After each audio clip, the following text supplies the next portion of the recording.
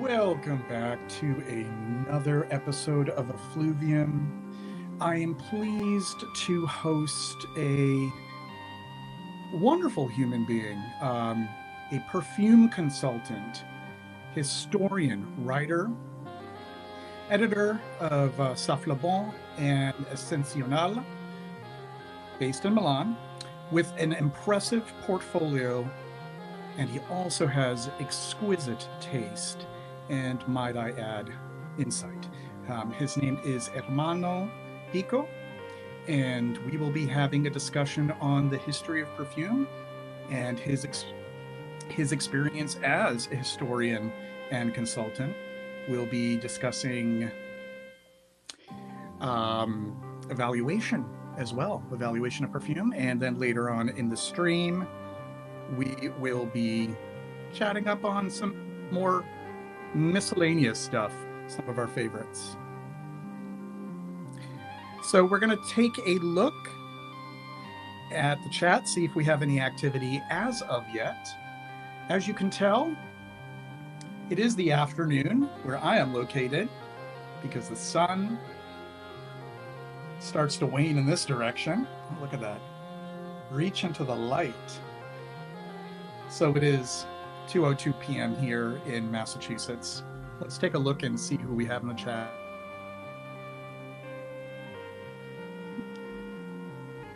Welcome, Pat Lester. Great to have you tuning in live. We currently have 8 people who are tuned in live. And don't be shy. Say hello, just like Pat. You can use the waving emoji or opt not to. You could say hi instead of hello. You could say greetings. Or you could even just say present or here. Or share a funny joke. Or give your scent of the day. Or night, if it is night where you are. We have Will Mullen in the house. Hey, good to see you, my friend. You are a longtime supporter of the channel and Effluvium, and I always appreciate your presence during these live events. So we're going to take some time to allow Ermano to join us. Once he is backstage, we'll get started with the conversation. And I will be monitoring in case he may have any sort of technical issues. I will handle them accordingly. So we will wait patiently for him to enter the so-called green room, which might actually be a bit confusing because I'm surrounded by this neon green, and this is the live room. So 10 people tuned in. We have 2 people who have greeted us here, and there's 8 people lurking. Don't be shy. Come on, say hi, say hello, give your scent of the day or night. We'd love to hear from you. I'd love to find out who's tuned in to these live streams. It's great to meet new people. It's exciting for me to have people discover this channel just through doing searches on YouTube, or even as a suggestion. It's very cool for these things to happen. That is the wonderful thing about a platform like YouTube. It's potential for connection. For all the criticisms that we might have for YouTube, it does some good stuff. We have 7 people now. That's interesting. Maybe too much pressure for them to say hello. Maybe that could be inaccurate. We have Nick S.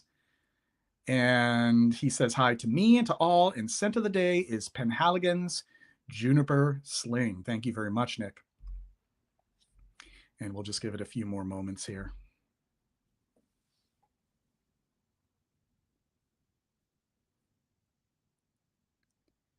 And I'm going to be assisting Ermano.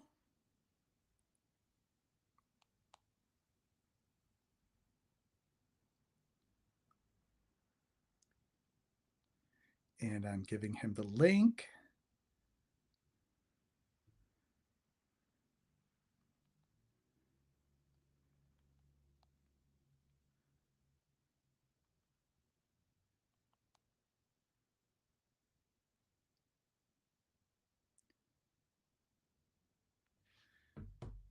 And we'll be waiting for him shortly. He will be joining us in backstage, and I'll bring him in. Will's scent of the day is Sage Lutin Sarracen.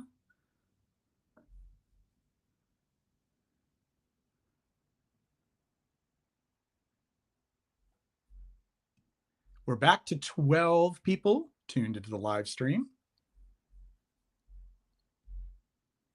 Pat, what's your scent of the day or night? Let us know. And I see that Ermano is backstage waving hello. And we will bring him in just a minute. We have 12 people tuned in, and we'll wait for a few more. And then we'll get started with the conversation. Just a reminder, if you haven't already done so, to hit the like. We are currently at 7 likes. Let's aim for at least 30 in the first hour. That would be lovely. Bryn, what a pleasure to see you during a live Effluvium. Great to have you here, my friend. All right, let's get things started. We'll have a conversation with Ermano. We're going to bring him in right now. Are you ready, Ermano? Thumbs up. Perfect. Okay, here we are. Hello. Hi. Great to have you joining us. Thank you so much for accepting our invitation. Oh, thank you very much for inviting me. Sure thing. I was saying at the start of the live stream, I'm impressed with your portfolio, your experience, your knowledge, your background, and it's great for us to finally have a conversation with each other. That's something I've been looking forward to. Yeah, So me I want, too. Me too. yes, I yes. always follow your posts and your the things you publish that are really interesting, and also I like your take on historical perfumes and also on fresh news as well. So I really am pleased to be here with you. Thank you so much, Armando. My first question for you, and I love to ask this question for those who have had a long time passion for fragrance. What is your earliest knowledge of a connection to a scent? And that scent could be a fragrance, or it could just be a scent in nature or in your environment. Can you recall, Oh like, one yes, of the early? absolutely. I have a few memories, early memories. One, for example, is the smell of laundry, because when I was like 2 years old, we lived in my old house with my parents, and we had beds were on the first floor, and the living room and everything was in the ground floor, and it happened that the washing machine went broke up, and everything was flooded by the by the soap, and the clothes and everything went out, and everybody was woke up by the noise of this accident. So we went downstairs, and I was really baby, let's say, and I remember opening the door on the flooded floor and smelling this waft of fresh laundry. So this one of my first memories. I love that it's such a specific memory too that involves the scent and probably other, I'm imagining other senses too. It was a memorable Yes, event, yes. right? And another thing was I was grown up in a very rural environment. So one of the memories that I really have in mind is the smell of hay in summer, Yes. because we used to play as a children. We used to play jumping on the hay balls and everything. So the smell of hay is really something that touches my heart. Mm, mm. Yeah, that is a scent that has come to be so nostalgic uh, and resembles home for so many people who, would grow up in an idyllic in a rural community, being Absolutely. surrounded by that. And Can you believe that quite a few years ago, I happened to smell an incredible, extraordinary Hey Absolute that mm-mm. is made from Payan Bertrand. Payan Bertrand is a Oh company yes. that produces natural raw materials, and Hmm. they make this incredible material from hay from the French Alps. So when I smelled this, it was I almost cried because for me it was like going back when I was 8 years old playing in the hay and rolling in that. So it was really touching. Yeah, yeah. Payan Betron have some amazing naturals. Like there's such high quality. Like they Robertet, Yeah, wonderful, wonderful naturals. And I love how hay has been become fabled in perfume as well, with the mm, new mown hay, fresh mown hay types of fragrances that were popular in the late 19th, early 20th yeah, centuries. I recently was able to obtain a bottle of Floris's New Moon Hay, which is spectacular. yeah, And, there is that core sensation of hay, but it's just so much more than that. It's embellished and it's sort of um, more fairy tale like kind of version of it, but yeah. just so great, so It's great. like a bucolic symphony, something like that. Yeah. Yes, I definitely. also had this vibe when I smell a perfume that I cherish so much is Antelope by Vile. Ah, antelope. Absolutely. I, And it yeah, also please. has this hay, slightly honeyed animalic background, but it has so much going on, like florals, aldehydes, and it really plays a symphony around the note of hay. Yes, and I think the aldehydes sort of almost in part, the ether, the air surrounding it, it gives you that sensation, that openness. Yeah, that's a classic. There's so many great ones from Vile, Antelope, and oh God, what is the other one that I absolutely love? That is another classic from that time period. Of course, the name escapes me. I had work Uh, uh, before this. the most famous was probably Zibelline. Zibelline, thank you, Zibelline. Of course, Zibelline is beautiful. Secret de Vineux. Oh, such great fragrances.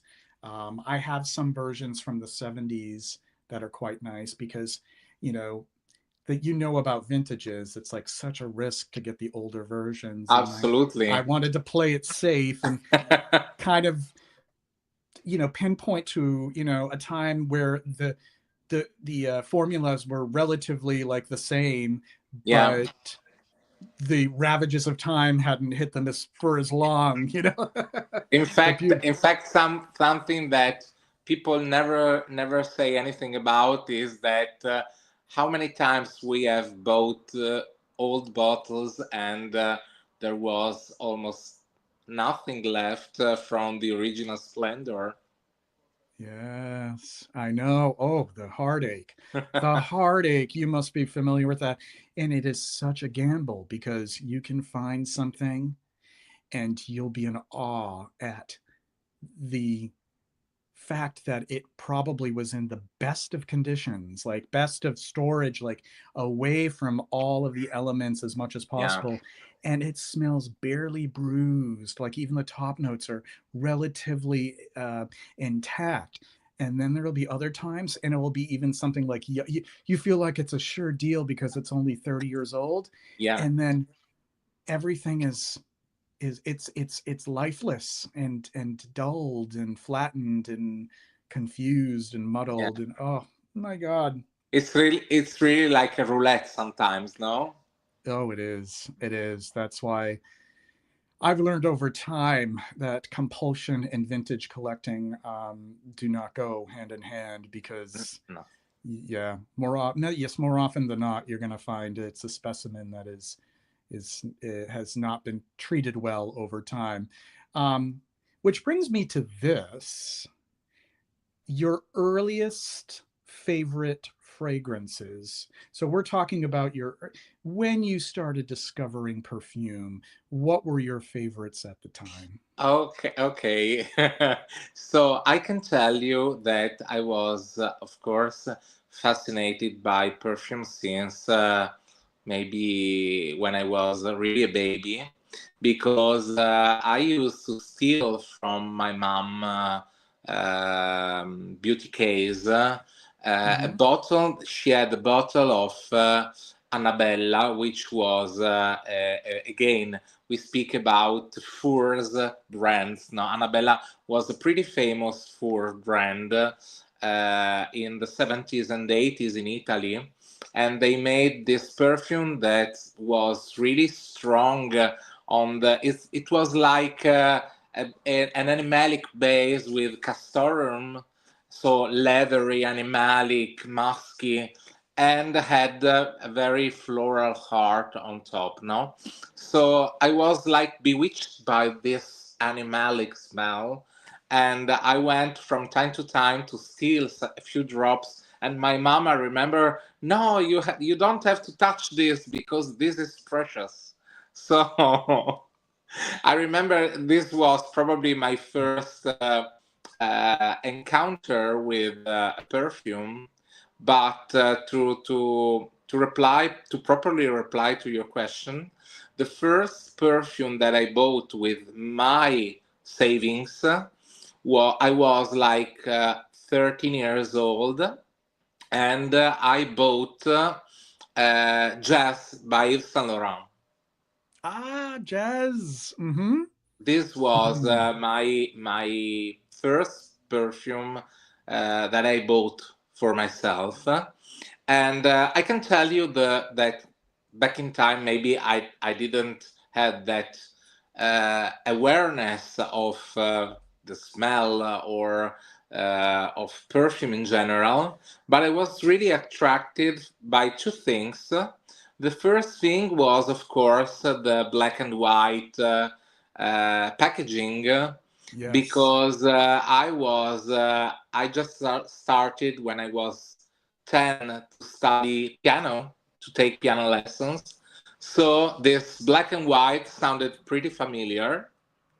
And the second thing was that I what I smelled was something very chic, Yes. and it had probably also, this is a consideration I make now, let's say, uh, there was a strong carnation note. That's right. And again, carnations was flowers that I really had in in my background, because my grandmother was very fond of her carnations, and she grew up lots of carnations. So this was very smelled really like home in a way, no? Yes. So this was maybe why I chose jazz. That's nice. That's very nice. And what a sophisticated choice for a young man. But That's a you classy know, one. I thought about this subject a few times, and if you are from my let's say, if you are my age, when you were a child, there was, or let's say also a teenager, there was no such thing as perfume for youngsters, perfume for older men or older women. There was perfume, period. So you maybe liked something more classic, warmer, something more, let's say, brighter or less complex. Mm, But perfume was just perfume for yeah. everybody. There was no such thing as, okay, this is for teenagers and this is for grand dame or whatever, no? Yeah, you do give up you do bring up a good point about that. I feel like the conversation on age appropriate fragrances seems to be a much more recent phenomenon. Yeah. Um, I mean, the marketplace is so much larger too, so I guess we can compartmentalize things a lot more when we have such a large marketplace. But when I was younger, I suppose, at least in the 80s, because I was about 11 years old in 1989, and that's when I got my first fragrance, which just so Mhm. happened to be Aspen. Oh, wow. Aspen. Um, it didn't occur to me that it was meant to be a grown up. It just smelled nice, and it was a treat that I bought for myself with my allowance. And that was my signature scent when I still had signature scents. Hmm. And I don't recall people talking about fragrances being the smell of old men or old ladies. That was more something I started to hear later. Yeah, Um, me too. I started, first of all, I started hearing that on the web. Okay, so web brought up this really hard discussion on what smells old, what smells young. And another thing I think in the more recent decades, also the market went down a very hard segmentation. No, so this is right. something that is really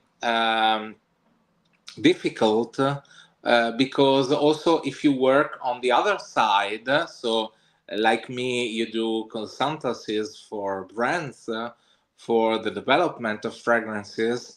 Nowadays is really something that sometimes is how to say hard to face, that you try to make something that is beautiful but appeals to the widest range of people possible, so to appeal to teenagers but also to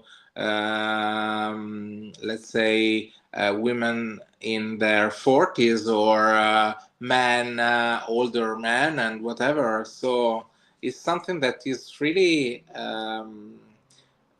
not so trivial to discuss in a Mm, way. hmm. Now, I want to ask you, when did you realize that you were developing a passion for fragrance? When did it go from at 13 years old, you had jazz? When did you realize that, wow, I am really in love with perfume? uh, well, probably in when I was starting my university path. So when I was like 20 years old, and I started also looking for uh, well, from jazz. I had a long path uh, trying to discover more designer scents, try to have the latest launches, to try them and to follow the market, let's say, but just for curiosity at the beginning. And then I it was when I discovered there was also something like I don't know how you prefer to call it. The French back in time called it la parfumerie confidentielle, so the niche perfumery. So I started to search for more information about some perfumes that were trying to explode in not explode, explore, sorry, explore less common grounds, less common notes. And in particular, what drove me to the niche perfumery was the the smell of leather, which Mm-hmm. was something that back in time fascinated me because it was something very sophisticated, something sensual even, and I really wanted to smell like let's say like a very soft leather jacket or what was something like that, no. So I started. It was also the years that the internet was starting to take place, no, in general in the houses of people, and I was studying engineering, so I started using the web also to find information on these perfumes, and I realized back in time that I really wanted to smell these perfumes that were not as accessible as they are now, for sure. Mm. And this made me aware that, okay, I have an obsession. And can you recall what leather perfume or perfumes at that time were leading you to that conclusion? What were Oh, the? absolutely, absolutely. I The first niche perfume I bought was Royal English Leather by Creed. Oh, very nice, very nice. Part of that whole lineup that is often referred to as the gray caps. The That was the sort of the legacy Yeah, collection of fragrances that are, exactly. yeah, yeah. I remember that one was really good. I never committed to a bottle of it, but I would keep going back into the department store to ask for a sample. And I would pretend each time, like, I would smell it. I'm like, oh, this is nice. I'd like to try. And I would just keep doing that and doing that. I mean, I was younger, and, that was my way of appreciating them Yeah. before I had enough money to spend on them. And that one was great. I remember the Acier By the way, Lumion too was it one. was really expensive back in time for a student, but I wanted it so much that I was so committed to saving money for buying it that was another sign that I really was into perfumes. So let's say. That's a good sign for sure. Yeah, that was a really great leather. Yeah. Um, so did it start to evolve in a way that you were, and I don't want to use the word obsession, lightly, because that has its connotations, Okay. but did you start to find that you were this is something that I'm going to dedicate a lot of my time to. I love it so much. I want to do more with this passion of mine. How far? So tell us, like, the how it went to the point where you wanted to learn about the history and just delve deeper, and to go beyond just being more of a passive wearer, and actually dive right into it. Can you tell us, Oh um, yes. yeah, that story? Yes. Basically, it was pretty the same time when I started to find people on the web that were sharing. Especially in Italy, there was no such thing as perfume communities on the web. Most of the times, also as a cultural thing, perfume was seen as something for women mostly, and it was something lightly discussed on feminine communities. Where I can find this. I smelled it on my friend and blah blah blah. No, and when I found, for example, Base Notes, that was the first community that I hit online. I started reading people that had information that I didn't know about. So it was something that really put me down the rabbit hole, let's say. Yes, yes. And I started. It's part of my nature to want to learn more and more when I see and when I learn about something that really tricks me, you know. So I started trying to understand where I could get information, trying to confront with people, to discuss with people that really knew more than me. That was not difficult back in time, that's the way I started. Learning more about perfume, and then of course there were the first books and so on. But back in time, and when I say back in time, this here we were around 2005. Let's say it was not so easy like nowadays to Yeah. have access to such informations.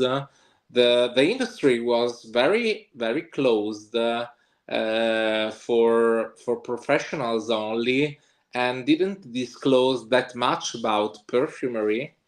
Even the name of perfumers, if you think, Frederic Malle was the first editor of perfumes, of perfumers. Right. So he was one of the first guys to put the name of the perfumers on the, not only on the bottles but also to declare them.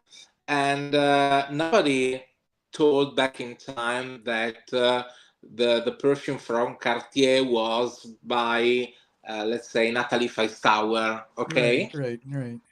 so it was not so easy to have information. So for me, it was really a very adventurous, let's say, a quest for information, for knowledge. Wasn't that an exciting time for perfume? You know, Absolutely, that absolutely. to I to to have perfumes have that perfumers have that visibility. I remember my mind was blown when I saw the Frederick Malle case, and it was listing the names of the perfumers, and it made me want to know what else are they doing. Yeah, Like that sparked my enthusiasm too. So we share that. It was just absolutely, sort of like they could become, a superstar. They could be, it would be like a famous director of film, or a famous visual artist. We had the perfumer as personality. absolutely. And what really strikes me in comparison nowadays, that we have plenty of resources also online, where you can find informations on raw materials, information on perfumers, information on many let's say backyard information. Uh, you can find lots of people who don't give who don't give a shit about this information, and talk about perfumes like we were in the 80s, that oh, sensual, oh my god. So Yes. it's really, in a way, it's things going round and round. No, so we have plenty of information, and people don't give a shit about that. And Isn't that back in fascinating? time, we didn't have information, and we were craving for having that information.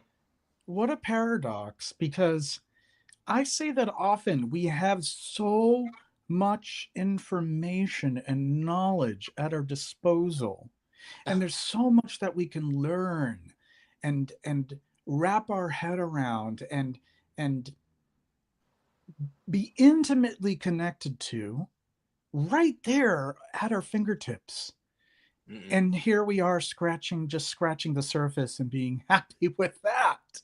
Yeah, And I see that with content creators and YouTubers.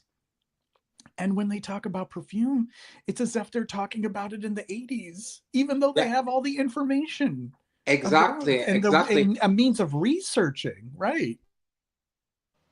exactly. Sometimes I really think, oh my God, I I I pushed the wrong button, and now I'm looking at the you know that they didn't sell cars, but the style was the car seller style. No, they sold stuff for the kitchen or whatever. No, Yes, more of a salesman approach, more yeah, it's more mercantile, you know, and exactly, yes, exactly. yes, true, true. And imagine how dynamic some of these personalities could be if they were good salespeople and Yeah, very educated at, you know, in the science and the art. I mean, that would be, you know, you could have a double whammy or a triple whammy. And I just find it fascinating the, that they don't take it to that next level. But I mean, I wouldn't want to be that kind of influencer at all. no, I'm me no. perfectly happy with the smaller scale, and so I can just do what I really want to do and just share in knowledge and learn from other people too. And Absolutely. yeah, yeah, that's why I love being connected with you as well. And I respect people like you who have just like this real appreciation. And that's what brings me to this next question. Tell us, you are a self-described historian. Can you tell us more about that? What got you to that point? Um, was there any credentials, or is it just you are confident that you're a historian? I'm just curious because I like that title. I called myself perfume historian because part of the research was about perfume history. So I really was interested in everything behind the bottle, not only the ingredients, let's say, but also the history of what was in the past. For example, one of the first perfumers I started searching about was Jean Carle, because I heard about his method for teaching, Right. and I really wanted to. Probably I was really curious about how can be perfumery taught. So I started doing research about him, and I remember that brought me to research perfumes that he composed, like Miss Dior, which I remember from the 90s. It was still on the market and doing quite great, but I really wanted to go back to the roots. And so I started doing research. And another thing that really brought me to being an historian was that you could find lots of information if you scratched for French perfumery, because you know, French always had this pride in their heritage for perfumery, and is something that Italians uh, didn't have that much at the time. I mean, in the 90s and in the early 2000s. And it was a pity because actually, well, we always talk about Caterina de' Medici and Santa the Eau Maria de Novella. Cologne and so on. But I always wondered was what how Italy was about perfumes in the in the late 19th century and in the 20th century. I mean, before the war, for example, or before the 80s, that was a huge period for Italian perfumery, you know, with all the fashion designers and blah blah blah. But Mm-hmm. before that time there was sort of uh, gray cloud, no? And I really started doing research for the period previous to the designer period, And I guess I was one of the first to do lots of research in that period. And I remember I proposed back in time to the team at Exans if I could do a conference. This was in 2014, I guess. And they said, okay, if you have done great research, we are really happy to display that. And I remember I did this conference, this lecture about the golden age. I called it the golden age of Italian perfumery, because it was an era where really Italy pushed lots for building brands that now are not existing anymore, but that they were really great in the 50s, for example, or in the 30s, like Bertelli, like GVM, for example, and they were also sold overseas, in France, in the East Europe, for example. So they built really the foundation of uh, of the taste as well of the Italian style. For example, they used raw materials that back in time were grown also in Italy, like lavender from Piemonte, for example. And it it left, even if the brand dis, disappeared, it left a structure that was an industrial backbone for the industry and the perfume development that came after in the 80s, for example, and so on. So I was really happy to have unveiled, to have brought back to the light this period. And the Osmotec then came and said, "We really want, we loved the work you've done, and we really want you to come to Paris and do this lecture for us." So it was a few years later, in 2019. So I went to Paris and I was frightened to speak in French, but I managed to do that. And I had this lecture at the heart of Paris for the Osmotech. I was really, Hmm. really nervous, because in the audience I had people like Francis Bourgeon, like Mathilde Laurent, Mm. that came to hear me speaking about Italian perfumery. So you can guess how I was, but it went very well in the end. Everybody was really amazed by by what I told about the perfumery, the Italian perfumery. So that, that paved my way to the history of perfumery.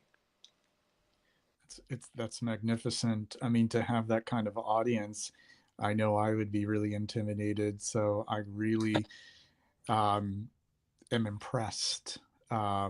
Just impressed with that, and I could only imagine. I could only imagine, and to be well received as well. So I think that your title is appropriate and it's well deserved.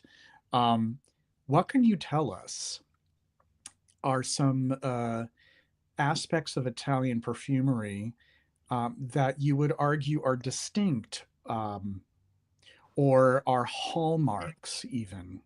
When we take a look at Italian perfumery, what do you think that are some things that there's a tendency for excellence, for you know what I'm trying to say? Like, just what are those hallmarks?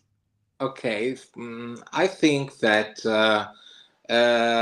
speaking about in general, we are very proud of the raw materials that in Italy are produced, like it can be something that everybody knows, but really bergamot and citrus in general are at the core of the Italian pride for perfumery. We do, let's face it, we do the best bergamot in the world. We do the best in general citrus. So mandarin is fabulous. You have companies like Ciglione, like Capua, that do this work since centuries. So they are like the seven or the fifth generation doing this kind of job, and they are excellent. So this is really something that is a hallmark of Italian perfumery, not only for the production, but also in it really smells Italian. We love even in fragrances that are maybe deep, that are really dark. We always love this brightness on top because they bring us at home in a way. Mm, mm. I often have thought that some Italian classics have this sort of chiaroscuro, you know. Exactly, exactly.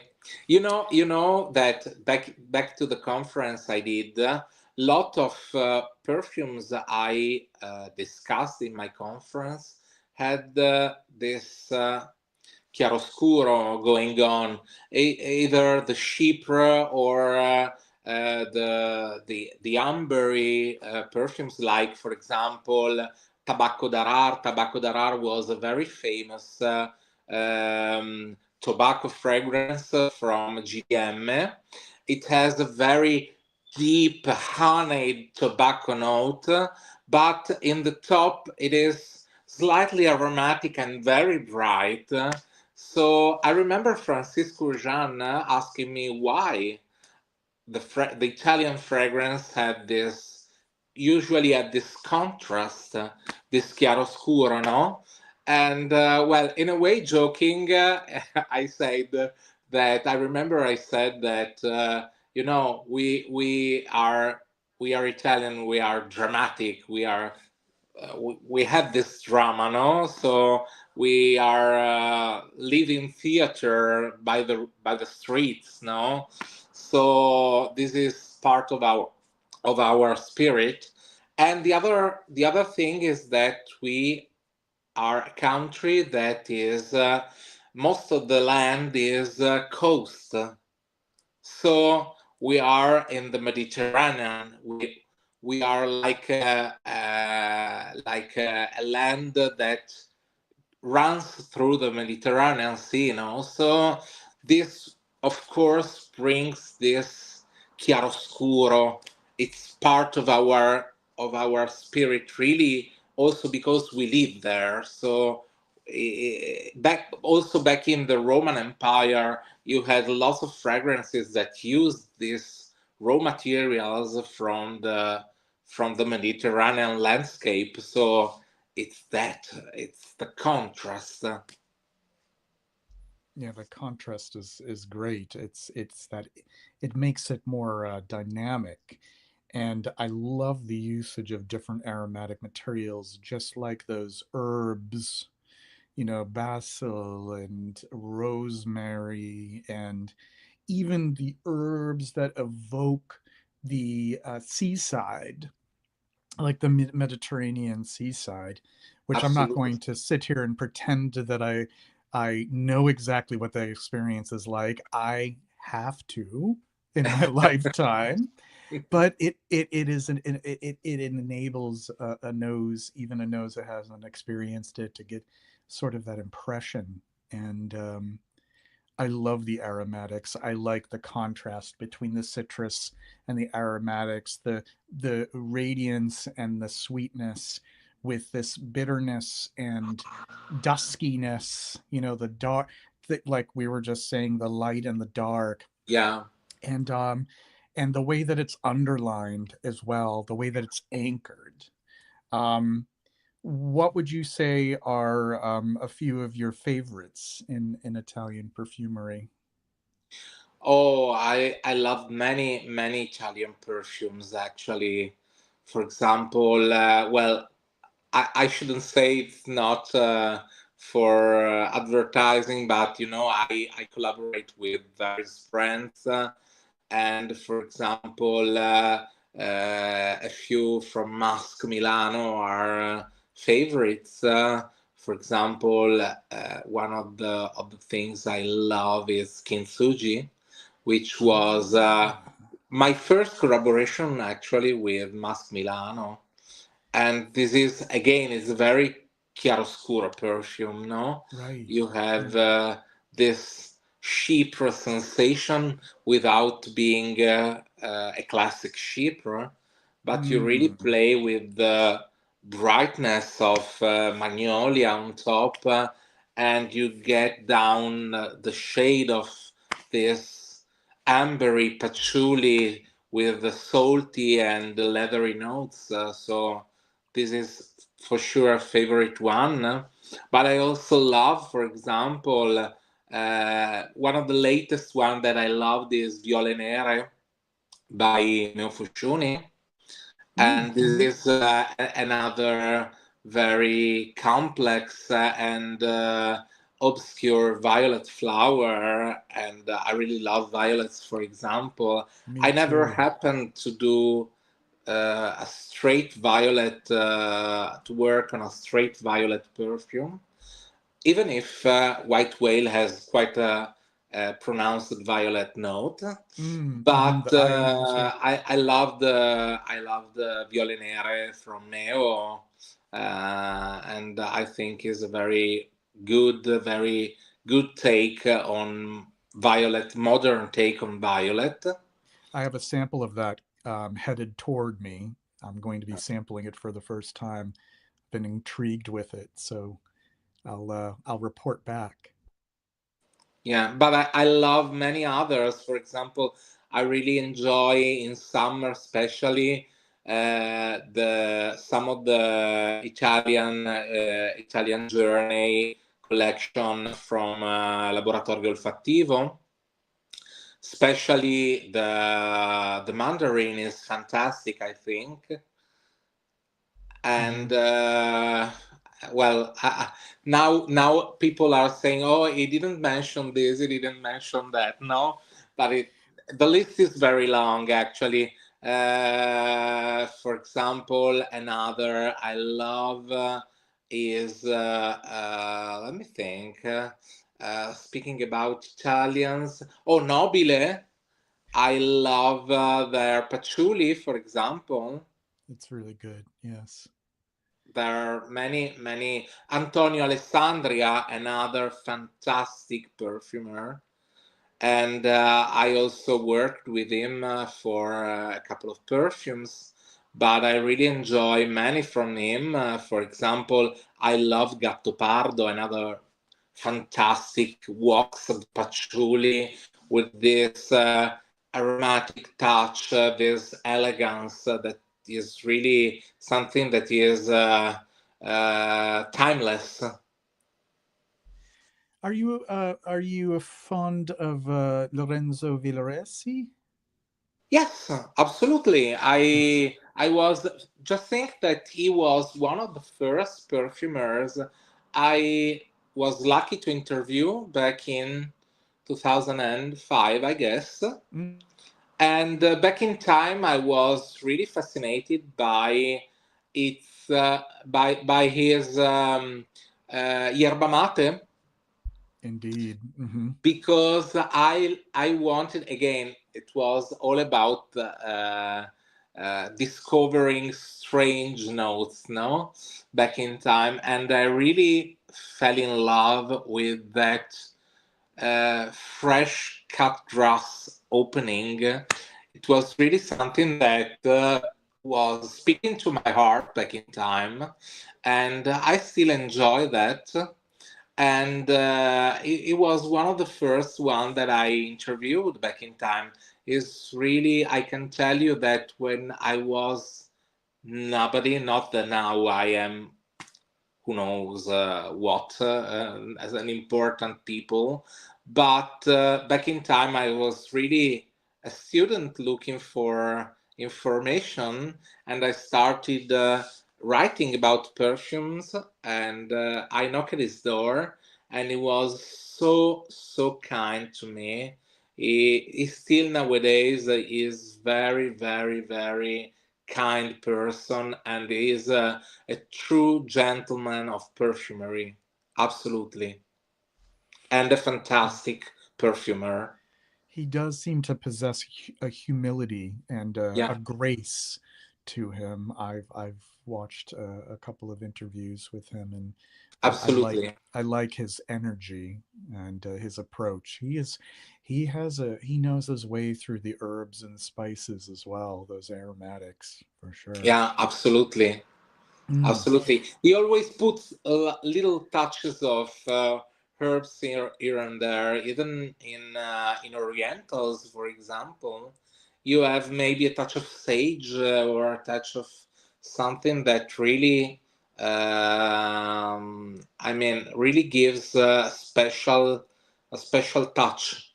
right, like a texture, adding Yeah. a texture that you wouldn't normally expect from that genre, and pushing it a little bit in that direction.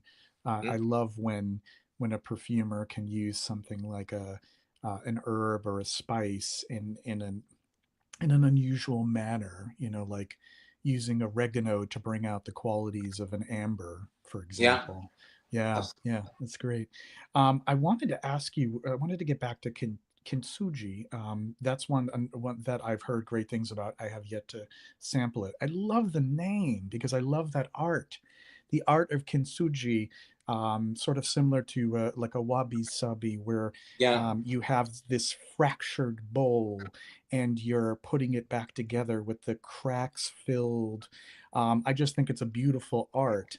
Absolutely. Um, so tell us, why is it named Kintsugi? Can you give us the backstory on that? Oh yes, it's very easy. When I started working with the team from Mas Milano, they already knew the name was Kintsugi, and they knew perfectly the story, and it was the my work was to help them to achieve the perfect pitch for the fragrance. But I really enjoyed the whole concept behind the fragrance, and the the concept behind the fragrance was that Chypre is something that is really an archetype in perfumery. Even before Chypre de Coty, there was such an archetype that, of course, has been popularized by Chypre de Coty, but was already in the background of perfumers, and is something that nowadays we can consider like a precious old artwork, no?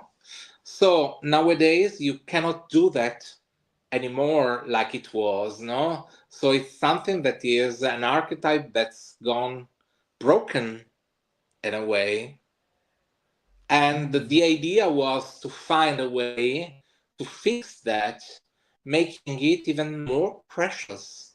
So mm, not trying to do something else, but trying to do that kind of archetype, trying to fill the gaps of what's left with something precious, with gold, actually. yeah, yeah. I And love that. so we started working together, and with Vanina Muracciole, which is who is the perfumer behind that. And basically we started working to find the the the specific gold to put everything together. And this happened to be a special quality of patchouli, actually, that was really velvety, really with that. even almost furry quality that has uh, oak moss. So the idea was to use this patchouli, pairing it with a very salty ambery note, and with another raw material which is extraordinary and is so few used in perfumery, that is raspberry leaves absolute. Oh, that material is Yeah, beautiful. that Yeah. really Yeah. smells of something like when you are in autumn and you have this moist leaves that are fermenting. Hmm. Exactly. Sort of like if you have maple leaves and Exactly, they fall. Yeah. but it is also fruity in a way. So Right. you have Right. this very fruity lactonic sensation. So it was boom. It was a perfect match for filling the gaps. Brilliant. Yeah, that is a beautiful material. Yeah. We have a Paradigm Sniff. He's our resident moderator. Good afternoon, friends. And you got to Hi. make sure to watch the playback for the first hour. As a matter of fact, we're going to do a quick intermission. So we're going to just go backstage and we will be back in just a short bit. Okay.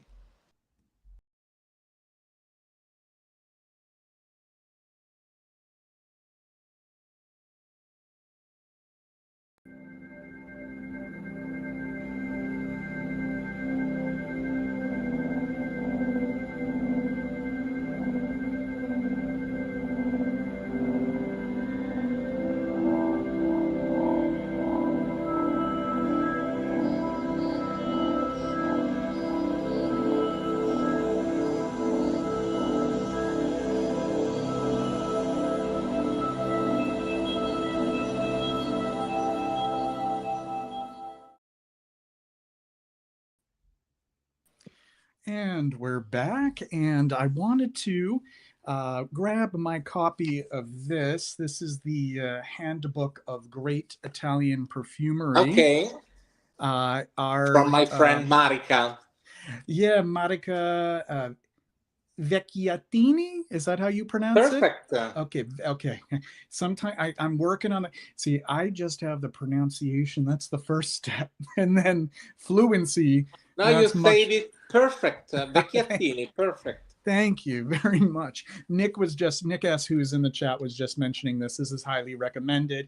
You already have some classics on the cover here: the Trussardi, the Fendi, Crizia, Laura Biagiotti, Diorama, which is I love Diorama, Fendi Diorama. Great book. Some lesser known classics. We have the Mario Valentino Ocean Rain, which was the Yeah. last commercial release from Rudnitska. So I just wanted to pull out my copy of this book since it was mentioned in the chat. You know that we mentioned it a few days ago with one of my friends that you surely know, at least from the web, which is Olivier David. Mm-hmm. Oh, yeah, yep, Yeah, absolutely, yes. Mm-hmm. we mentioned Ocean Rain because we like a few years ago we were at a conference from the Osmotech where there was Michel Runisca and also Olivier Moore, that is the guy directing the Accord de Parfum, which is the company that was founded by Edmond Runisca for the production of perfumes, and they brought the freshly weighted formulas from Edmond Runisca of various masterpieces like Femme, like La Rose de Rochat, and Mm-hmm. also of Ocean Rain.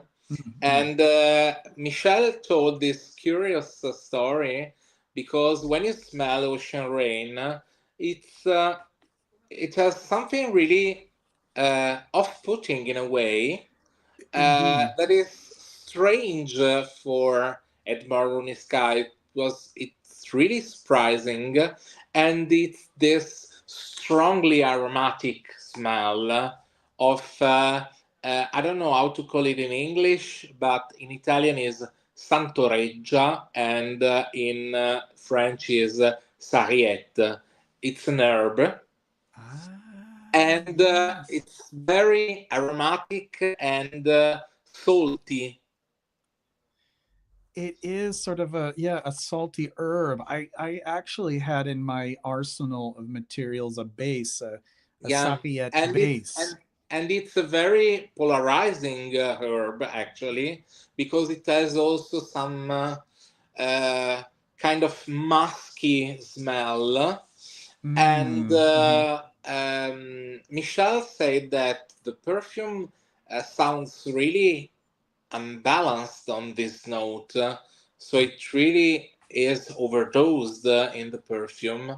And he curiously said that a few time earlier, his father had an accident going by bike and fell and hit his nose, and he had quite a long period having trouble smelling things, no?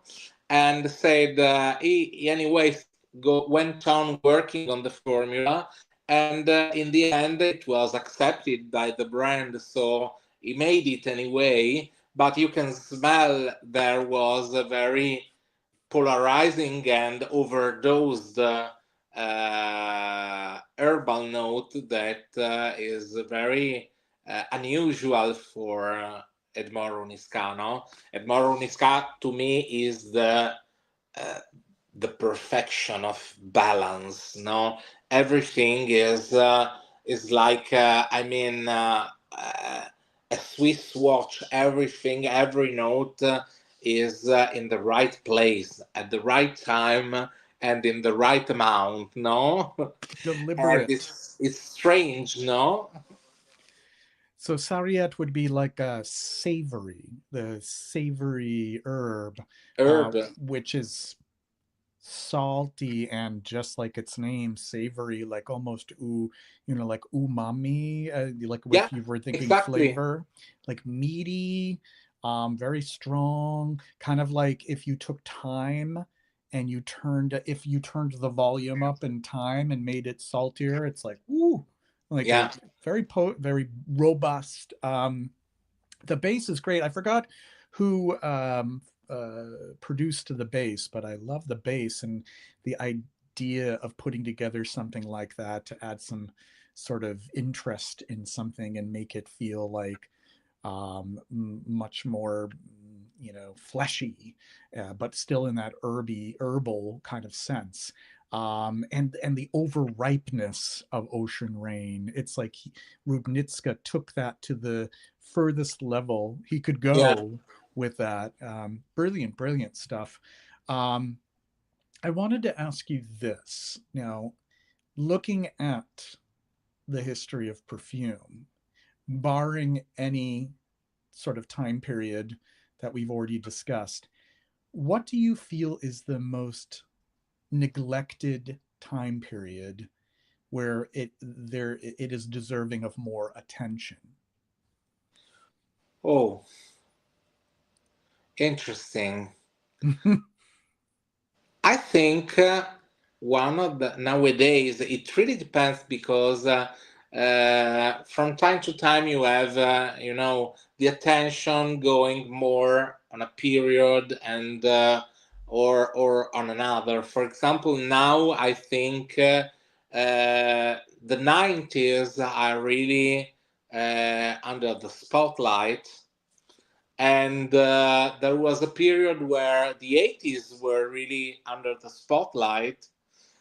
One of the periods that I think is really not neglected, but it's looked less with less important, but it was really a very interesting period, is the time around the end of the 60s and the early 70s. I I love think that there time period. was, especially in the in the approach of perfumery to try to cope with the social changes was amazing. Mm. Just think, for example, well, we name again Monsieur Orniska, but Au Sauvage, 1966.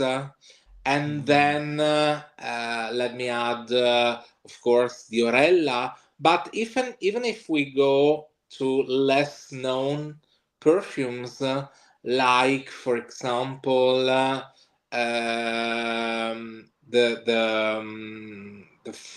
eau fraiche that are for women in the early 70s, like Eau de Lancôme, like Eau Folle, or again the green perfumes that are, for example, a very neglected Piguet perfume that is Futur. Future. Yes. Futur is Yes. a very strange perfume with a very green floral note with a lot of mastic, for example. That Right. was really interesting, really trying to have this sharp green and metallic opening that is halfway the space age shine, and halfway the androgynous beauty of, let's say, Twiggy, or even the actresses that were famous in time with the short hair and so on. No, so Right, right, right. Like, oh goodness, why I hate when I draw a blank, but the actress's name is on the tip of my yeah, tongue. it's Rosemary's Baby, who is, oh God, somebody in the Rosemary's chat. Baby. Yes, Who is, oh, exactly. why am I know who it is. It's the age, 46. It happens sometimes. Such an obvious, like, famous actress, and I maybe can't. maybe our commenters can help. Right. I'm actually looking it up because it's just absurd that I'm not. I mean, I can think of Roman Polanski. Mia Farrow. God. Mia Farrow, Oh exactly, my God. exactly. This is the problem with Google is because you rely on it for some of your brain. Yeah, yeah, Yeah, sir. Yeah, I was thinking of Mia Farrow. I think that Aurelien Guichard, I think he did he did a fine job with reconstructing that. In my humble opinion, absolutely, I think he did. absolutely. I can't say that he was 100% spot on with each of the reconstructions. They were all good, but some Yeah, sort of, were tough, obviously, with the restrictions and the limitations. But absolutely, his reconstructing of Futur is the best of them all, and I recommend it. And it's for people out there, it's pretty affordable too, because absolutely. it's And it's again a perfume that nowadays sounds perfect for both genders. So absolutely, yeah, yeah. this kind of perfumes were really gender fluid, even long before it was in fashion to be gender fluid. No. Indeed, indeed. When it was, there was a much more of a carefree simplicity to the gender fluidity, which ran into the 70s, and Yeah. I'm not going to get into the to how it is today because that's a complicated Yeah. conversation to have. But at the time, because we had the gay liberation movement, but we also had heterosexual people who were starting to feel more comfortable um, uh, getting out of their space of normativity, and that was reflected in the fragrances. Because even with the men's fragrances at the time, there was this sensitivity that you were starting to see in it, and it started to get really macho, but that was also homoerotic, and that so I'll go on a tangent with that. But Yeah, I think yeah. also the liberation came also for men, I think, Oh yes, for yes. straight man, let's say, because in the end, maybe they didn't have to show or to demonstrate anything more. While back in time, a man should demonstrate to be a man, no? Right. It was very stringent. It was just a utility to have something to splash on, Yeah, a bar after the barber shop or after a shower. But you were starting to see in the 60s with Abbé Rouge and Equipage and you name it. absolutely. There, Another one that I love for this reason was Au Libre. Au Libre the was from magnifiscent. 1965 Yeah. and was so avant-garde. Basically, it Yeah. was a fresh perfume with a touch of vetiver in the base, but really a fresh one, and with a kind of honeysuckle magnolia floralcy, but was absolutely, the marketing was absolutely genius because it was not marketed for women or for men. First of all, it was libre, it was free, and the advertising was a mixed couple with a black woman and no, it was a white woman and a black man. Right. So it was genius. You could be free to be white, black, man, woman, no matter. And there wasn't any distinction who was the one wearing it or if it were both. Exactly. It wasn't targeted to one gender. It was for No, all. And people say that CK1 was the first one, but it was Au Libre, YSL. absolutely. Yeah, yeah. Absolutely.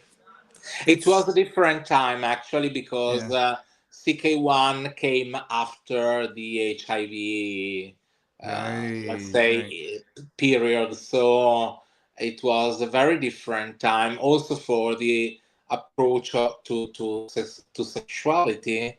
So it was not an easy marketing to do, but they succeeded brilliantly, let me say, and it's another great project. Absolutely, Mm, mm. It's tough to find a good specimen of Olible because of the formula. It just was so susceptible to turning. So I'm still absolutely, trying to find a bottle that has been that's at least looks to be in good condition. But what a great one to mention. And also, you mentioned the futurism, like, Paco Rabanne with Calandre. That, I mean, just the presentation, the concept, everything, very futuristic. Giacomo, you know, oh, Giacomo. I have a Giacomo on the side if we ever have a little bit of time to chat about specific fragrances like Au Cendre and Chicane. There, chicken, yes, yes, yes. That's a great. I'm just giddy that you chose that time period because I do agree that it seems to be more overlooked because there were other eras that were so monumental, other eras that were sensual, but that was as you said a time period that you could see the zeitgeist through the perfume. You yeah, could see the absolutely. woman's liberation and men who are finding identities beyond this sort of archetype, and Think with such an think for interesting example technique. to maybe uh, uh, you are American, right? I am indeed American, yes. Okay, so the first Ralph Lauren was from that period and was a great perfume. Very Mm, beautiful green perfume. yes, yes. Lots of that galbanum and Yeah, white and green floral kind of beautiful stuff, yeah, right? and the bottle, oh my God, it was amazing. Mm-hmm. That that square crystal bottle with the The drop inside is amazing. mm-hmm, ruby cube. Yeah, Yes. Wonderful, wonderful stuff. So I wanted to move forward and ask you about evaluation and your experience with that. Now, there's a very interesting apparition in front of my face due to the light that is coming through. This is an unusual time of year where the sun is just angling where I do this in a very specific way if I do this in the afternoon here. So there's this beautiful pink orb. I think I'll just leave it there because it's kind of interesting. But the light, Okay. yes. Now it's very good to see. Yeah. Oh, look at it's outlining my strong jawline. Hold on. Yes. There. Very nice. Oh, look at that. Okay. Enough of that funny business. So, evaluation. Tell us, how did you get into evaluation? Well, actually, as I told you, I started writing about perfume, Mm-hmm, mm-hmm, and I started writing about perfume in 2005. But then in 2009, I opened my own blog, mm-hmm. which you will have fun saying it in Italian, La Gardenia nell'occhiello. Okay, La Gardenia, l'occhiello, nell'occhiello, and it l'occhiello. was the second actually it was the blogging era. Okay, and it was the second blog in Italian writing about perfume. The first one was Bergamotto e Benzoino by Marica, and I was the second, and I started writing also in Italian about perfumery, and this, of course, led me more and more to into the professional environment for going to the perfume shows and meeting people, and of course. Giving my opinion on brands that had me to smell things in advance, and so in the end, it was the 2014 when Andrea Rubini approached me because he wanted to start his own brand, and he thought he needed my help because of my knowledge and because of the experience I had in smelling and evaluating. Basically, when you write, you evaluate in a way a perfume, and this made me start working for Rubini as an evaluator, and Mm-hmm. also helping him in the whole development of what came out as fundamental. And it was my start as an evaluator, doing professional collaborations with brands for evaluation and perfume development. And what are, so for those who are tuned in or listening to the archive, can you describe to us in as concise a way as you like, or in as involved a way, what the evaluation process entails? Where the evaluation process usually starts, let's speak about simply of the evaluation process. So not of the what's before. So not what the conception of an idea, okay, but just the evaluation process. An evaluator for sure has to have a very strong attitude for listening to uh, to what the creative director wants, and he also has to listen very well to what the perfumer brings to him. So it's kind of let's say, interpreter between two two different worlds in a way. And I love this position, let's say, because you have really to understand what's in the idea of the creator, that maybe is not that into the technical details, but really has the whole vision of what he wants in the end. And it's really important in that direction to really understand. And I always stress a lot creative directors when I work with them, to understand what they want. Okay, so when I have really my mind is clear on what the goal, what the vision, I start understanding the proposals of the perfumer, and trying to. The work is always it's a roundup, okay. So you always try to every time to give a feedback to the perfumer, uh, to be sure that when you smell something and it still has the last mile lacking to be at the end, you really understand how to explain to the perfumer what's lacking, or what puts the perfume in another direction. So it's really about having this understanding of the vision, and to perceive how the perfume can fit or not the vision, and trying to address the development in the right direction.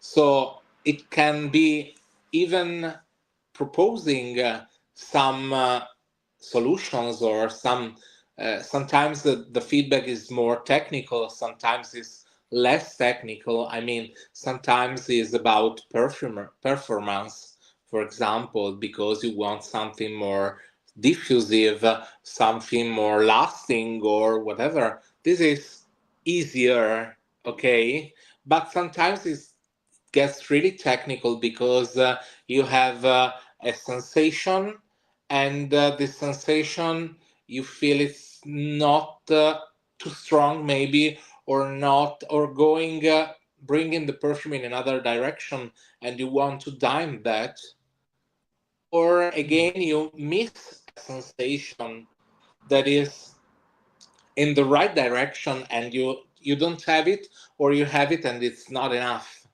So you Mm. really work step by step to fine tune the the perfume to fit the goal. Okay, Mm. Mm. so it can be a very long process, but also quite a short one.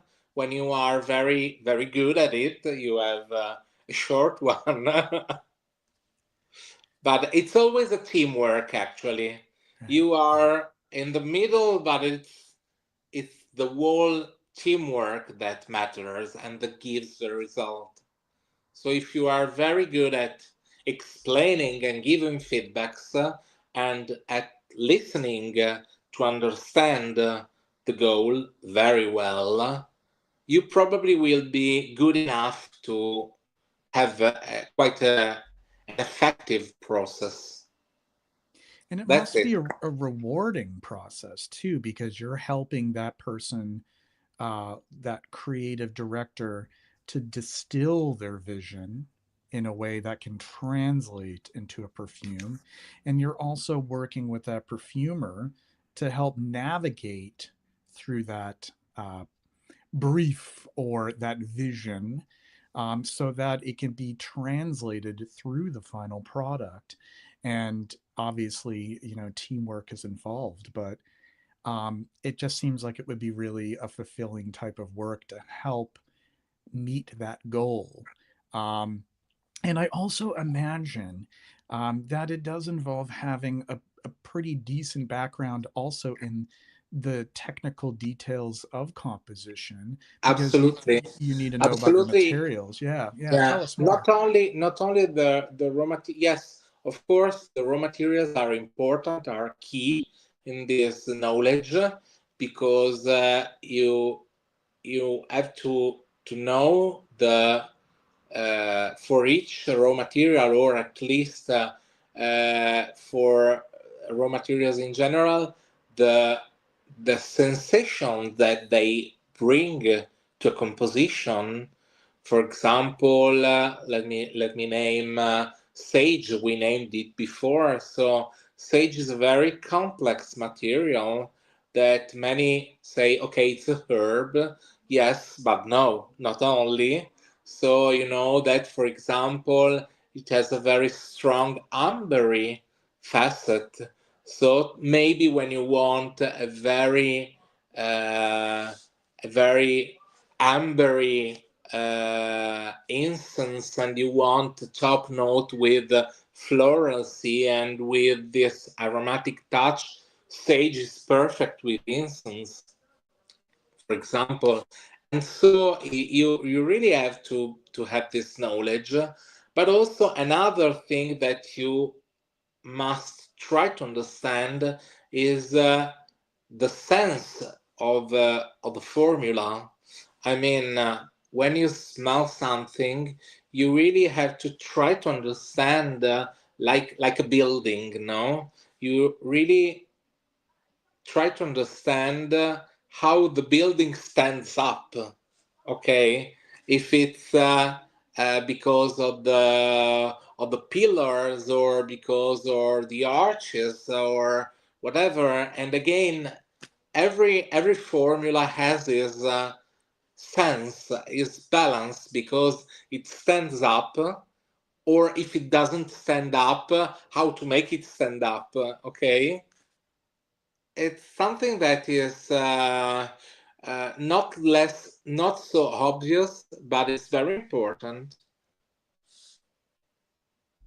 Yes, it's interesting to consider the less obvious aspects of of putting together a perfume that I just am so fascinated with the use of materials, especially unlikely materials, to impart a certain feel or an impression of something that otherwise you would think is unrelated to it. Yeah, And that happens a lot. Like, for example, when you mentioned these herbs like sage, and when people think of amber, they think of everything that's in the base, but really, it's everything that can paint that picture. So, absolutely. And yeah. again, it's you really lose every preconception of raw materials. There are it doesn't matter many times if they are expensive or not. It's because they are right or wrong, not because they are expensive, or they are natural, or they are synthetic. Now, to make it, let's say, easier, I told only about naturals, but we could speak about synthetics for ages. And just to give you an example of this, of the importance as raw materials, of raw materials as simply blocks, building blocks, colors, if you want to call them like it. It's a perfume that I worked on with a brand that is pretty new, and is Agarti. Agarti Scent Core is a brand that debuted in 2023, and a brand I collaborated with, and we developed this amazing woody perfume, which is called Hidden Shores. And the perfumer behind that is Cécile Maton, a very amazing perfumer from Man. And we wanted the sensation of this shore, that kind of Nordic shore. It's shore like you got lost sailing toward the North Pole, and you were shattered on this shore by a sea storm, and you had on your back the sea storm, and you looked at the shore, at the rocks in front of you, and then you felt the smell of woods, of conifer woods behind the rocks. And we worked for a few times trying to perfect this airy, intense sensation that also had to be a sensation of peace, of freedom in a way, and something peaceful but adventurous. And I really had in mind something specific, and in the end, my feedback made Cecile Maton go for a pine needle top note, which Yes. is basically a very normal raw material that many times is used in also in aromatherapy, for example. Right. Mm-hmm. But in perfumery, is not so usual. And when you feel that here, you don't even realize it's pine needles, but it really gives you this blast of air, fresh air, that is so diffusive, so casting you there, that this is when you are when you really succeed, and you say, yes, we get it. That's That's it. brilliant. Yeah. Yeah. I think it's great when there are these explorations of materials, materials, whether they're natural or synthetic, which um, may not, they're approached not with their intended use, that there's sort of like an experimentation of something to see how Yeah. it translates in a certain context. I love when you mentioned our aromatherapy. There are so many beautiful essential oils that come from botanic species that have been uh, implemented in the practice of aromatherapy and have been all but ignored in perfumery. And I love how they're being discovered as useful tools and beautiful um, ways of interpreting something, like just like interesting oils like inula and santolina Oh, and yes. erigeron, all these fascinating, like Marc Antoine Corticchiado, for his Malame. He's the Maleme, is yes, beautiful. That you see, it's an interesting research that many times you don't have to look that farther, no? You have yeah. something that maybe is under your nose, and you just have to, I mean, get aware you have this. Mm-hmm. Mm-hmm. And what a great way to explore, like within Malame, or there are some others that I can think of. I think he also used some interesting materials with yeah, um, the release under Roberto Greco, um, to evoke wild flowers. Yeah.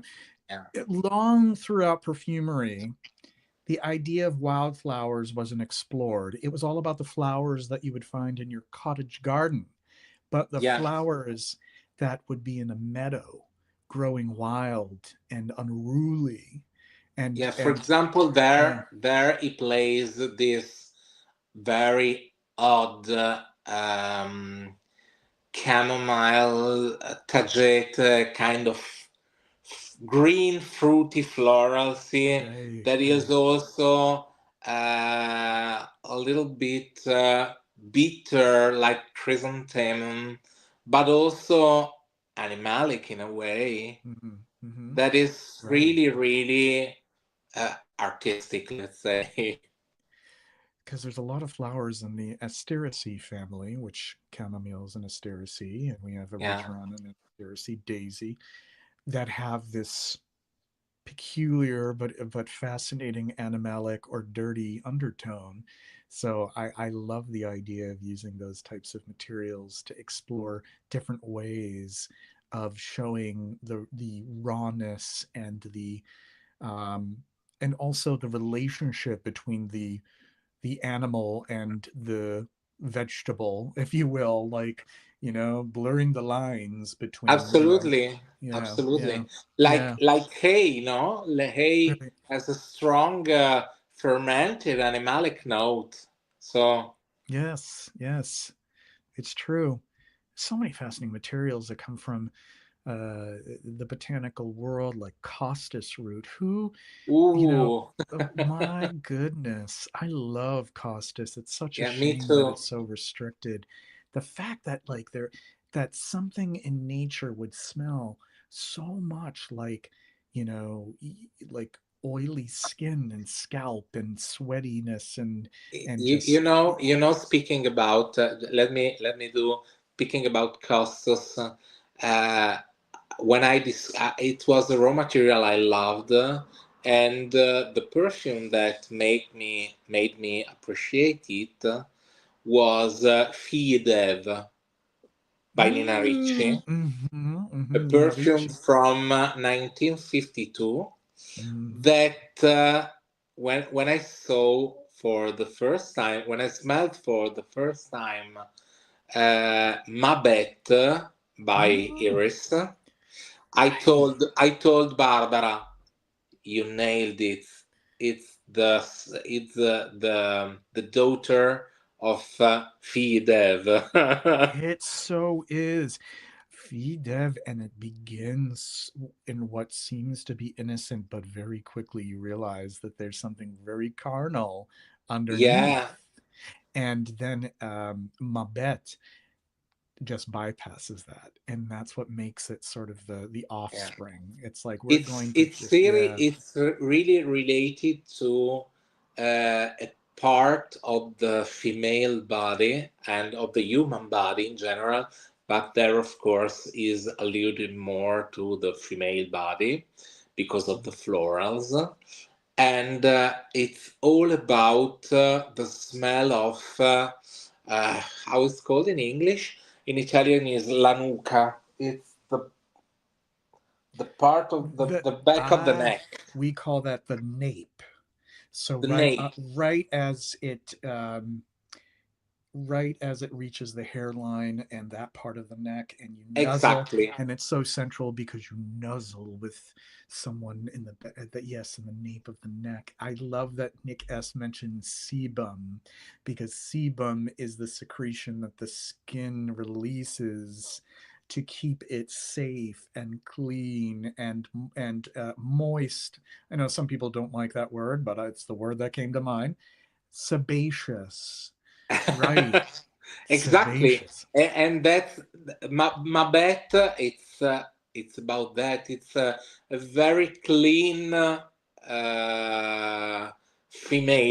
clean female body, but with that human touch, no? Yes, yes. This that hairy human touch. Right, right.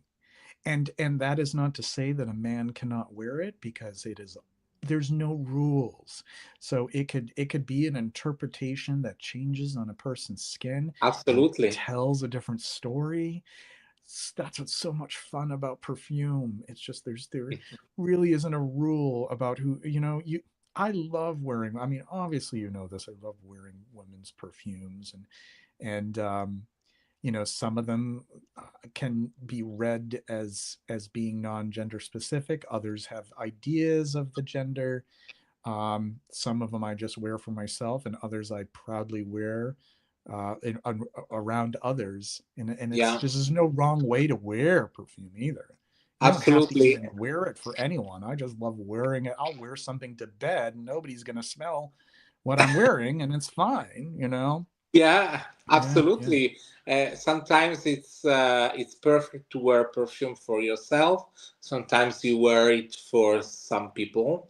Sometimes you wear it no matter even out of place. I mean, there's no. Sometimes I wore going to the office. I wore very strong perfumes and was laughing inside myself because nobody said a word, but the perfume was really. I mean, like Miss Ravageur at the office at 10 in the morning, and people said nothing, and I was like. It's just when like people say the only appropriate time to wear this is at night, and I say that's nonsense. I'll wear it Yeah. in the morning. I'll go out and get breakfast wearing this. You know, it's there's no real rules. There's only No, these. no, no. Yeah, it's all about suggestions, and you Yeah, just and having fun. Yeah, yeah, absolutely. it's so much fun.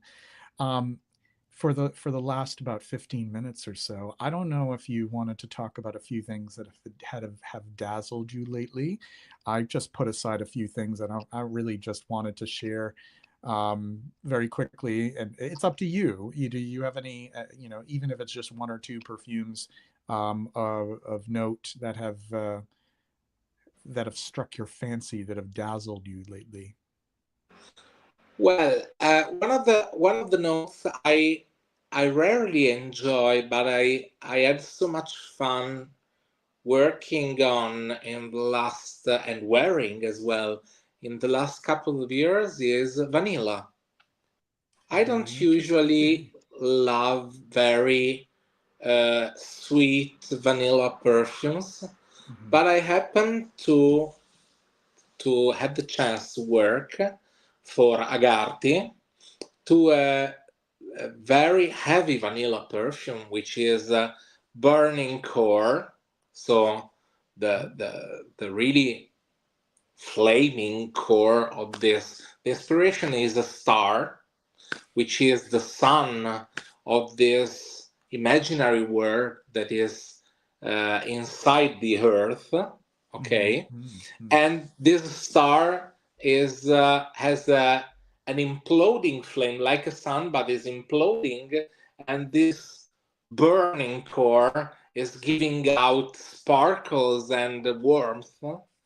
So we played with vanilla, and we worked with Mathieu Nardin, which is Ah, yes. very famous for works, for example, for Kilian, or for also for État Libre d'Orange. And Hmm. we played with a double extraction of vanilla.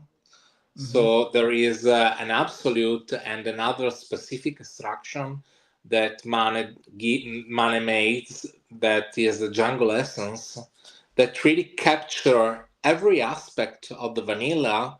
So even the more leathery, roasted, the more spicy facets of vanilla, and we really tried to play on this warmth, this burning vanilla. And of course, there are touches of smoky notes as well.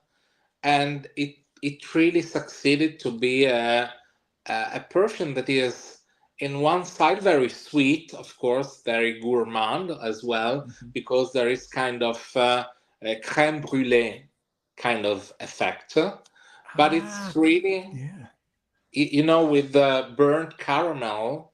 Like the And Maillard reaction, where you exactly, brown exactly. and yeah, yeah, yeah. Wow. And you really have also the sweetness, but it's balanced by this dark impression of spicy burnt notes.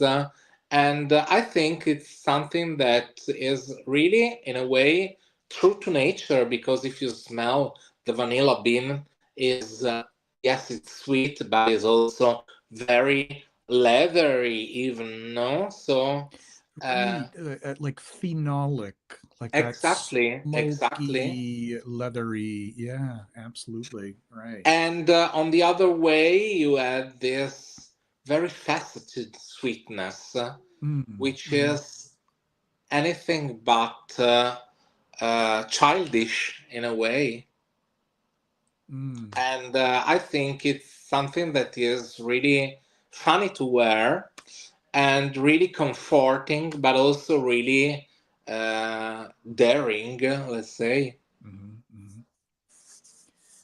It's piquing my interest. I should try to obtain a sample because I love the idea um, of taking the concept of vanilla, which people often think is overused, especially in modern perfumery, and turning it over on its head and making it something that is holistic, like taking those elements that usually are removed.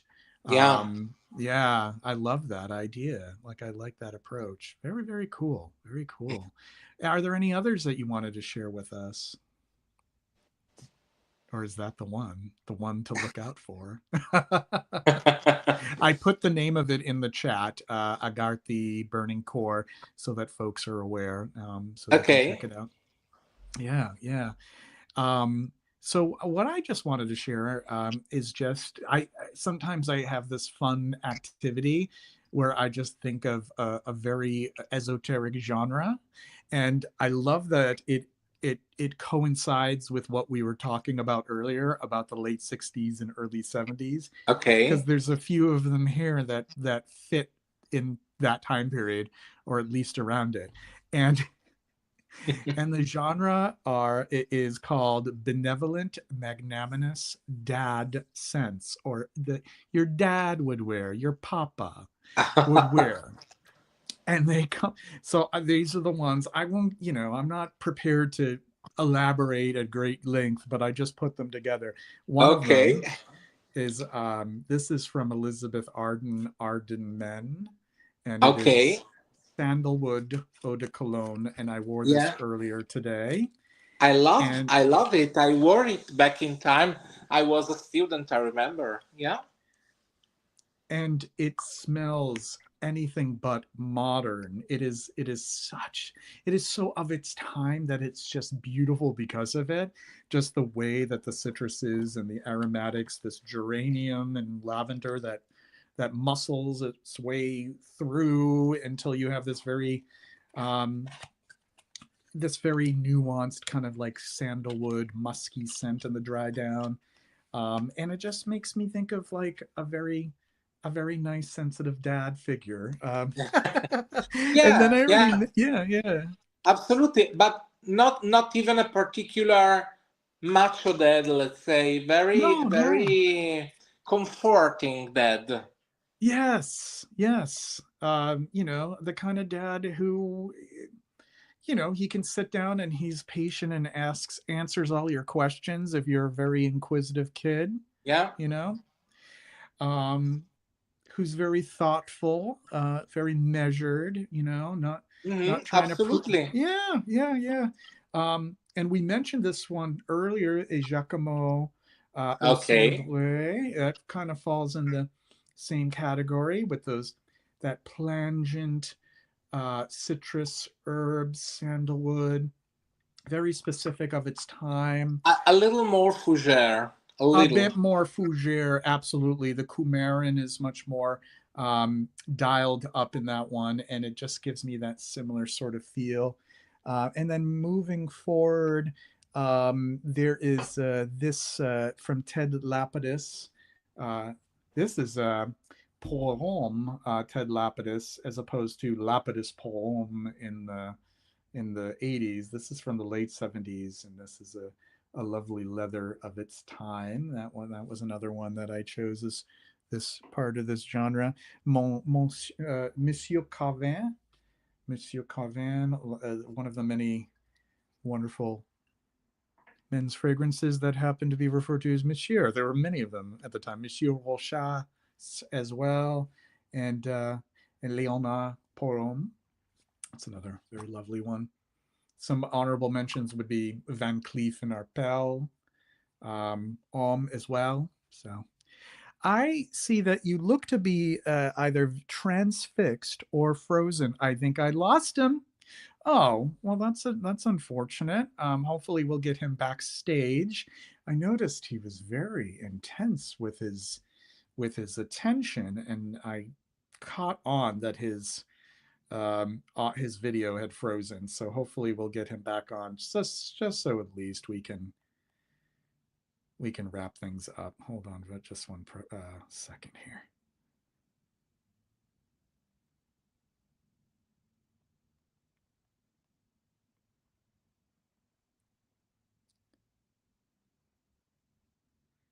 So we'll see if he can jump back on. Hopefully, because I'd love to be able to close. Oh, we have him coming back. Oh, Star.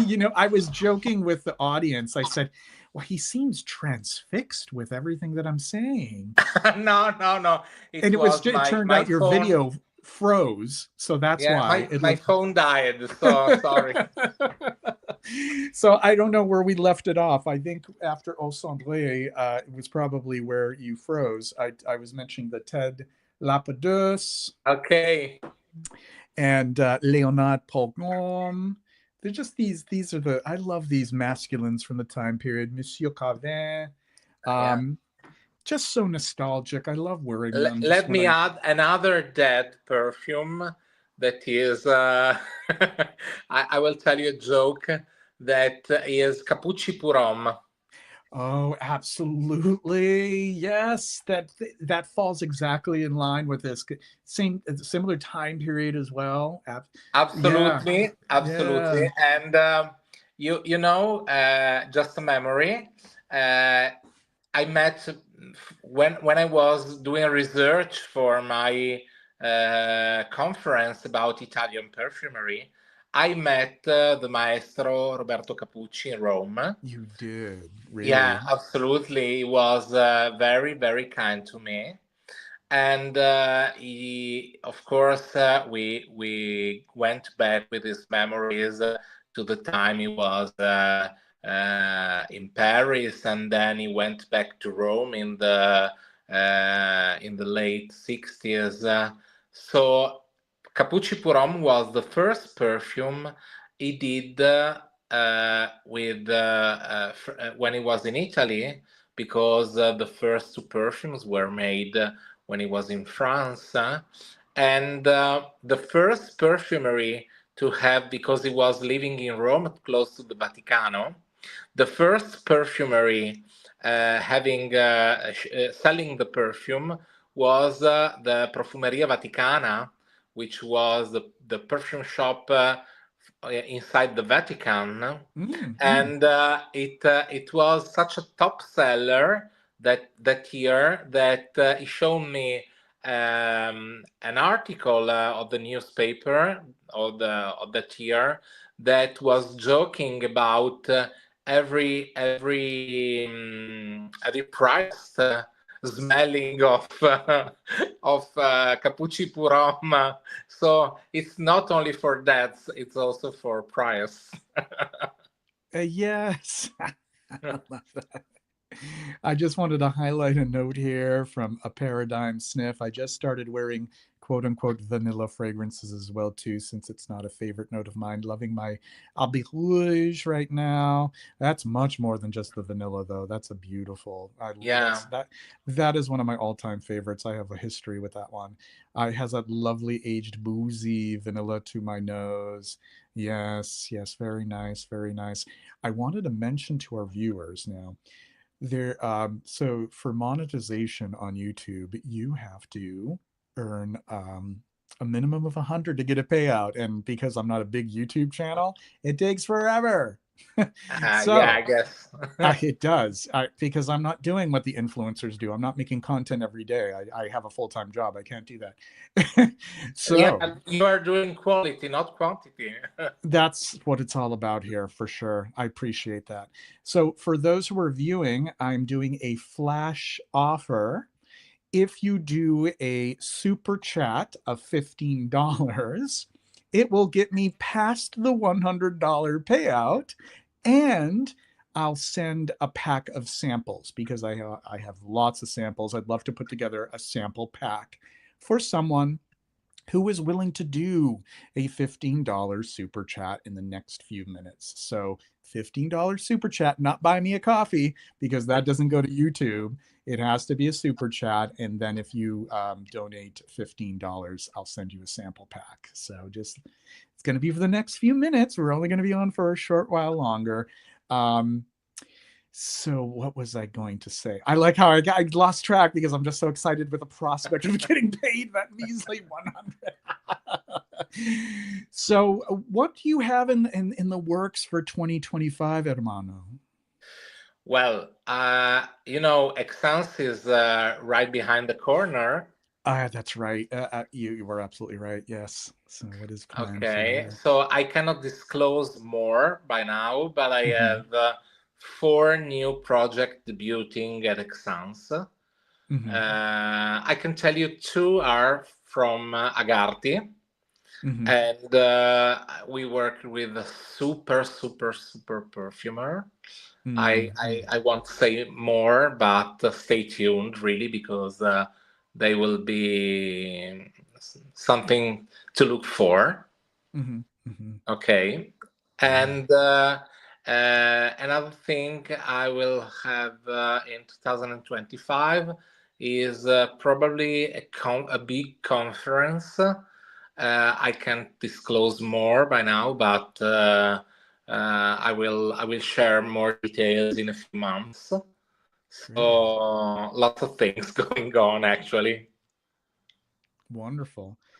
I do hope to make it to Exxon's at some point. It wasn't in the works for this year. I had too many other engagements and Yeah. traveling expenses, Yeah, but I'd from love. US it's not It's so, so yeah. easy. Yeah. It is very difficult. I'm so surprised when people from the US go. I'm like, whoa, you got a lot of money. You have a lot of Yeah. money to go over there. It's expensive, but it's, I'd love to at some point in the next few years make a visit. Um, and I would also love to extend an invitation to you once I launch my Substack, because I will be doing a Substack this year, to maybe meet and chat again. Yeah, We can do absolutely. that With because, pleasure. yeah, that would be great. That would be great. We could sort of flesh out the conversation that we had this time around on Effluvium. Effluvium is actually seeing its last episodes on YouTube because I'm moving over to Substack. So I'll still have a YouTube channel, but it will be much more infrequent content. Okay. And I'll be doing a lot of my content actually on Substack. A lot more. I love writing. Writing is my favorite thing, just to sit down and do a lot of writing. And Yeah. Substack is great for that because you get a dedicated audience, and they really get into your writing. So Yeah, it's really great. absolutely. It's Yeah, still my yeah, favorite. Yeah. absolutely, absolutely. So we're gonna wrap things up here, folks. Hermano, just stick around when we go backstage.